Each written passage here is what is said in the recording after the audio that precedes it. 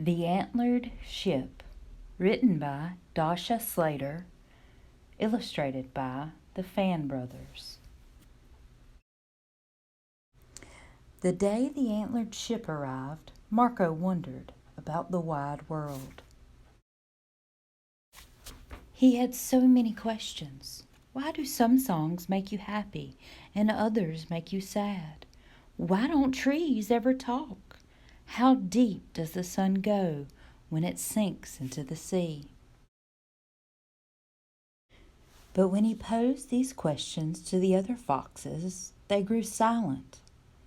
"What does that have to do with chicken stew?" they would ask. So Marco went down to the harbor to see the ship.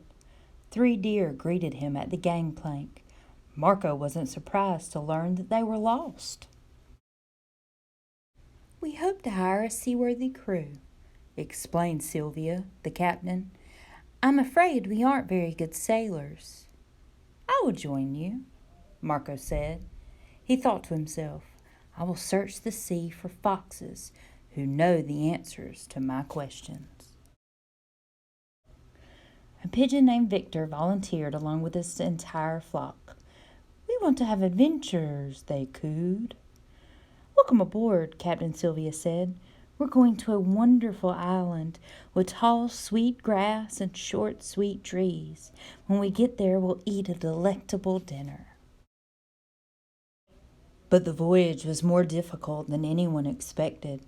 It rained. Waves crashed over the sides of the deck. "Why is water so wet?" Marco wondered. The pigeons weren't used to the hard work of raising and lowering the sails. After the first day, they went below decks to play checkers and stayed there.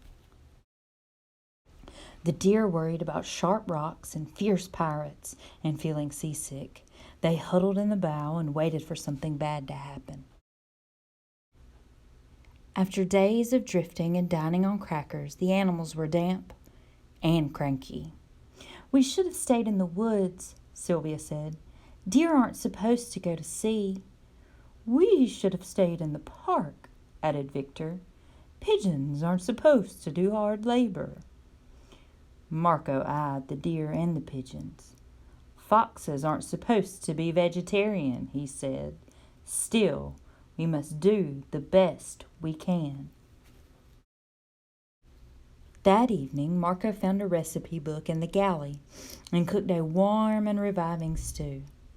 "Should we look at the charts?" he asked, after everyone had eaten. "We might find adventures here," said Victor. "And trouble here," said Sylvia. "But we'll find the island with tall, sweet grass and short, sweet trees here." And perhaps foxes too, Marco thought.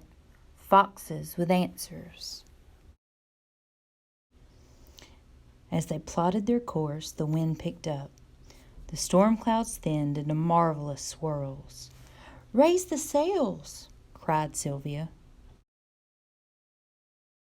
In the morning they came to the maze of sharp rocks, each one large enough to tear the bottom from the boat. But the pigeons flew ahead, tracing a path through the shoals and sharp rocks to the safety of the open sea. The next afternoon, a pirate ship burst from behind a rocky island. "Turn over your treasure," the pirate captain bellowed, "or we'll put a hole in your helm." "Lower the antlers," Sylvia commanded. The ships clashed and crashed and smashed until the pirates turned and fled.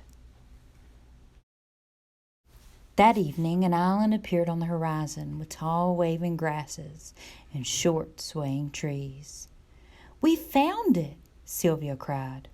"We've triumphed!" Victor cooed. "Do you see any foxes?" Marco asked. The deer grazed the grass and nibbled the trees. The pigeons told stories of their adventures to a flock of admiring seagulls. Marco scoured the island for foxes. But He didn't find any.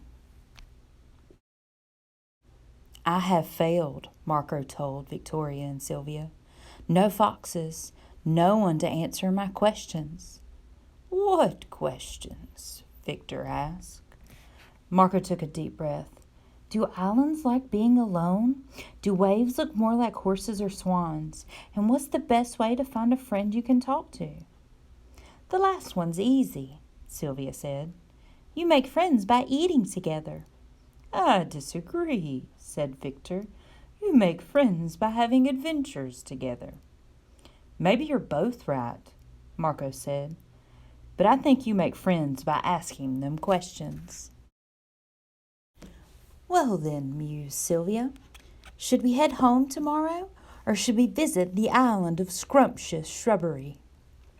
Are 2 adventures enough? Asked Victor. Or should we have at least one more? Is it better to know what's going to happen? Wondered Marco. Or better to be surprised? There were so many questions left to answer, and so many more to ask. So in the morning they raised the anchor and hoisted the heavy sails. They knew now that the wind would come and go.